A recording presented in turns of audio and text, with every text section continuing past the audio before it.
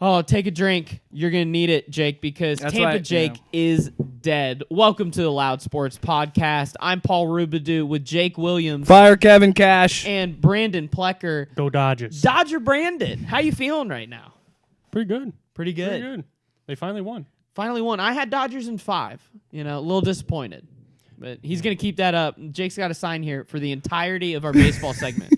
Fire Kevin Cash. You ruined my birthday. I hate you. Wow. Strong words, but happy birthday. Thank you. More than one reason to fire Kevin Cash, okay? Because Kevin Cash... Analytics are ruining pitching. Really, look, I understand at some point you got to pull Snell. You got to take him out and all these things. But sometimes you have to put analytics aside and just look. He was playing exceptionally well.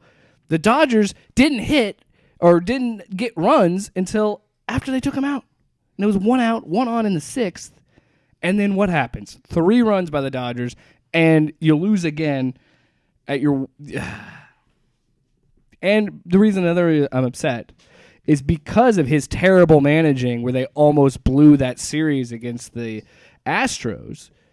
Snell had a lot more pitches, and that's why he took him out early. And it's just... I'll hold it back up again. Well, the Dodgers win their first championship since '88, and Frank Roberts gets to keep his job. Yeah, I mean, he could have been coaching for his job in a World Series. Yeah, I think I would definitely agree. I mean, with the Dodgers, the talent gap, especially in this World Series, was that happens so anytime. Incredible. Anytime you get like a David and Goliath, it happens more in baseball than our other major sports. Of the just the differences in the caps, of what these teams can spend, and you get a big market versus small market. It's hard to root for the big market, but it seemed like Team of Destiny year. It was easier to root for the Dodgers this year. So did you root for Darth Vader in Star Wars? I was You root for the Emperor? Not the Emperor, but Vader. Did you root for the Patriots when they won, when they had a dynasty? That's different. See, that's we're talking about sports with a cap. No, thing. Yeah. Well, you're not getting Tampa. Equal playing fields. Belichick's now, all about I will the equal say playing this, field. Tampa chooses to not pay anybody. That's true. It's a definite choice to kind of like Oakland. We're not paying anybody. Once your time to get paid, you're out. Move on to the next guy. Ask David Price about that. Ask everybody that's left the Oakland organization in the past 20 years. Well, I was just saying David Price was a very talented pitcher that the Rays had, and they didn't want to pay him, and he left. And that's right. just how it is. That's just who they are. Yeah. They pay nobody. They have a terrible fan base. They're in a small... I'm serious. And this season will validate it to the people that hold the wallets. Yeah. I mean, and they're supposed to be the Montreal Rays. Let's for talk a period. About, yeah, let's they're going to leave. Where's Rosarena going to be playing next? Because he's not staying there. He was the only bright spot. About, he's going to be playing for the Yankees. He's going to be playing for a big market team here. Somebody's going to pay. Philly's going to pay. Somebody's going to pay him. Because there's no way Tampa matches. So he'll probably got a couple more years on his deal to where he's still not going to be making any money. So Tampa can, use up that. Use up that.